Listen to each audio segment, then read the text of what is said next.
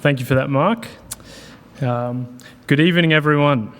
I'm first going to speak on contentment, and then Harry will come up and speak on gratitude. So, as many of you know, I recently returned from a trip to Cambodia. It was a remarkable experience filled with unforgettable memories, and God willing, I hope to visit again someday. I was there for a Bible school, and as we arrived at Kep Beach on that red marker, about 3 hours south of the capital of Phnom Penh, I couldn't help but wonder what I had gotten myself into. The facilities were surprisingly impressive and well maintained, something I didn't expect in a developing country. However, there were two concerns lingering in my mind. The first was a prospect of sharing a one-person tent with someone else, as pictured. Hasn't come up. Interesting. Sorry about that. It's a bit laggy. All right, we'll figure it out. And the second was the dining situation. Those who know me well understand I tend to be a bit of a drama queen when it comes to sleeping arrangements, especially when camping. I struggle to get a good night's sleep outside my own bed or in an unfamiliar environment. Unlike some people, Harry, I can't sleep on planes or in cars on long journeys. I take after my grandmother Diane in that regard. If I can avoid camping, I will, especially in the Cambodian outback, where there is a high risk of malaria or other diseases. At the same time, I prefer familiar food and find it challenging to eat meals that are unfamiliar to me. Might take a while for the slide to pop up, but that's okay. During the Bible camp, I observed people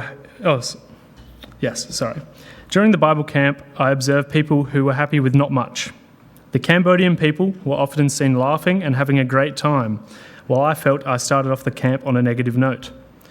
I saw people who were happy to be where they were and didn't complain about the sleeping situation or the food like me and many other Westerners did. They were happy with what they had and used that to their advantage. That's where I felt I learned a valuable lesson, and that is to be content. I realised I need to stop complaining about trivial things and learn the importance of being content. Content with what I have, content with where I am, content with who I am. Contentment is not something that comes naturally to us. We live in a world that constantly tells us we need more, we deserve better, and we should be happier. Advertisements bombard us with promises of satisfaction if we purchase their products.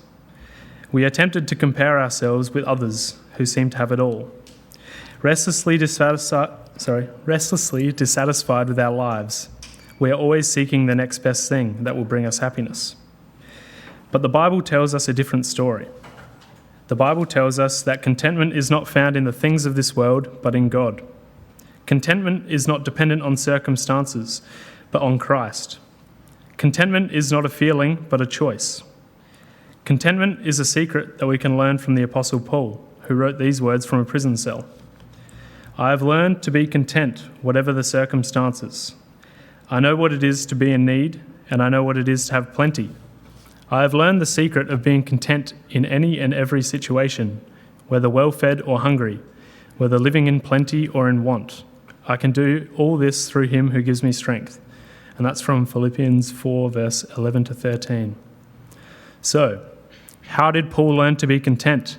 And how can we learn it too? After all, we have much, I'm not sure if my English is correct here, we have much more materialistic things than Paul could ever dream of having. I want to share with you 5 contentment ideas that I think Paul followed and that we can follow as well. These are not rules that we have to obey, but principles that we can apply. Okay, perfect. Number 1, trust in God's power. Paul knew that God was in control of his life and had a purpose for everything, even in difficult times. Now, does anyone that has their Bible handy want to read out Romans 8, verse 28?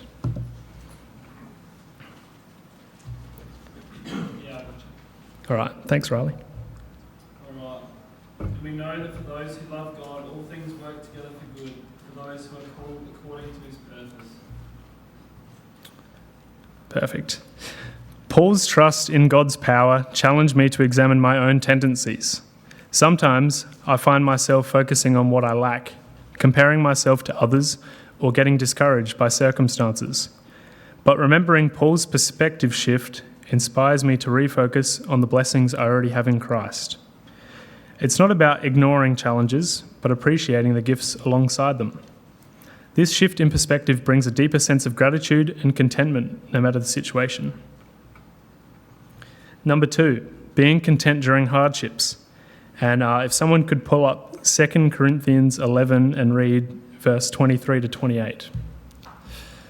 Whoever's fastest. My servants of Christ, I am a better one. I'm talking like a madman, with far greater labours, far more imprisonments, with countless beatings and often near death.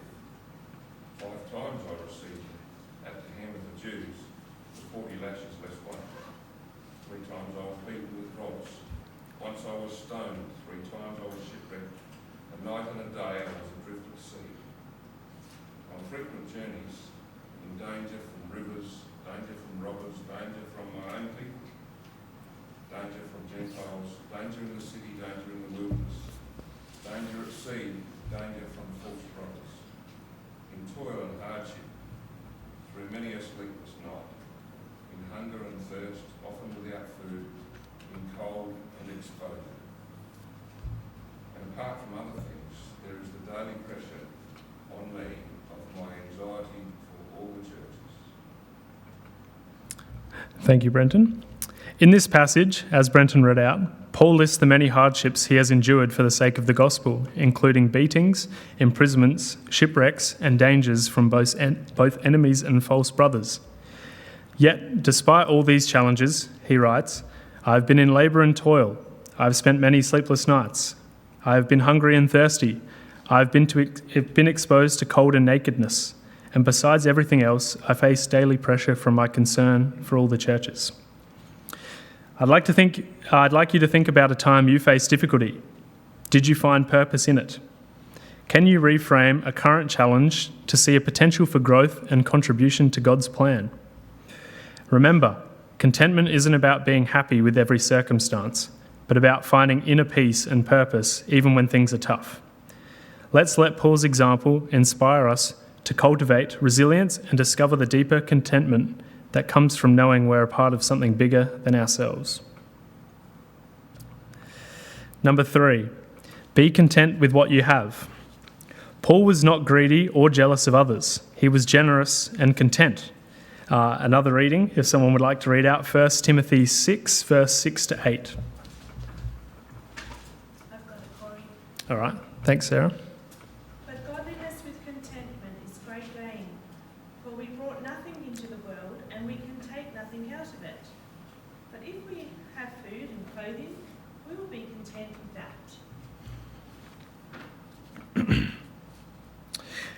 Paul also wrote in Hebrews 13, verse 5, keep your lives free from the love of money and be content with what you have, because God has said, never will I leave you and never will I forsake you. Paul never sought more than he needed, but he was satisfied with what he had. He did not love money or things, but God and people. He did not measure his worth by his possessions. He did not live for himself, but for others. He was content with what he had. We need to be content with what we have, as God will never leave us, no matter if we have it all or if we have nothing. Paul is saying that God will always be there for us. Number 4, learn from your experiences. As I already read before, but I'd like to get someone to read it out again. Can someone pull up Philippians 4, verse 11 to 12? 11 to 12. Yep. I've got it here. Thanks, Leon. I am not saying this because I am in need, for I have learned to be content whatever the circumstances. I know what it is to be in need, and I know what it is to have plenty. I have learned the secret of being content in any and every situation, whether well fed or hungry, whether living in plenty or in want. Thank you for that, Leon. Paul did not waste his opportunities, but he used them to grow in his faith and character. He did not let his hardships break him, but make him stronger. He did not let his successes puff him up, but instead he let it humble him. He did not let his comfort zone limit him, but stretch him. He did not repeat his mistakes, yet he learned from them. I encourage you to reflect on your own life's journey. Are there areas where you can embrace challenges with more courage? Perhaps seeking forgiveness for past mistakes or stepping outside your comfort zone to serve others. Remember, true contentment isn't about having it all, but finding joy and purpose in the present, trusting in God's plan and learning from every experience. And the last point I'd like to share is sharing with others. Paul was not a selfish or stingy person. He was a loving and generous person. Can someone read out Philippians 4, verse 14 to 18?